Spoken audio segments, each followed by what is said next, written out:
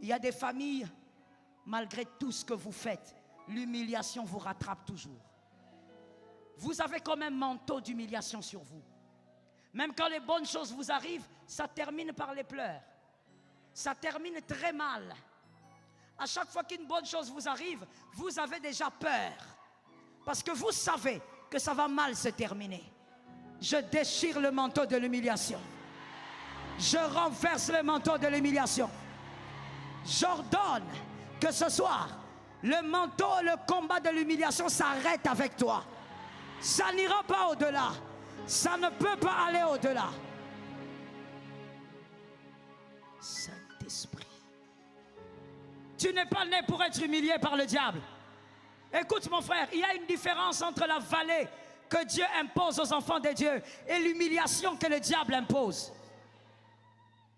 Lorsque le diable t'impose l'humiliation, il veut absolument t'écraser, te diminuer. Dieu ne diminue pas. Dieu ne crase pas. Dieu abaisse. Et pourquoi je dis qu'il abaisse? Parce qu'il peut arriver que Dieu t'abaisse et quand il t'abaisse, il est avec toi dans la petitesse. Il diminue, il va à ton niveau. Mais le manteau de l'humiliation, à chaque fois, c'est toi qui es dans la honte. Tu as dit aux gens beaucoup de choses, mais aujourd'hui c'est toi, tu te retrouves dans la honte. On devait t'épouser, regarde, ça finit dans la honte. Tu devais avoir ce travail, mais observe, c'est toujours la honte.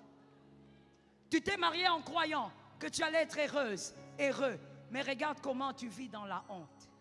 Tu fais semblant devant les gens, mais tu sais ce que tu vis. Tu es dans un mariage de honte, beaucoup trop d'humiliation. Lorsque ton mari veut injurier, c'est toi qu'il trouve comme l'élément majeur pour insulter. Lorsque ta femme veut t'humilier devant sa famille, c'est toi qu'elle cite. Il y a des familles qui subissent l'humiliation. Jésus est là. Il y a les choses qui doivent être renversées. Le manteau de l'humiliation, nous déchirons ce manteau ce soir. Quelqu'un m'a dit, le manteau est déchiré au nom de Jésus. Parle avec autorité, on ne négocie pas, on ordonne. Madame, si on vient vous dire tard le soir qu'il y a un voleur dans la cuisine, vous entrez dans la cuisine et vous commencez à pleurer? Vous commencez à supplier le voleur? C'est le voleur qui doit avoir peur de votre présence.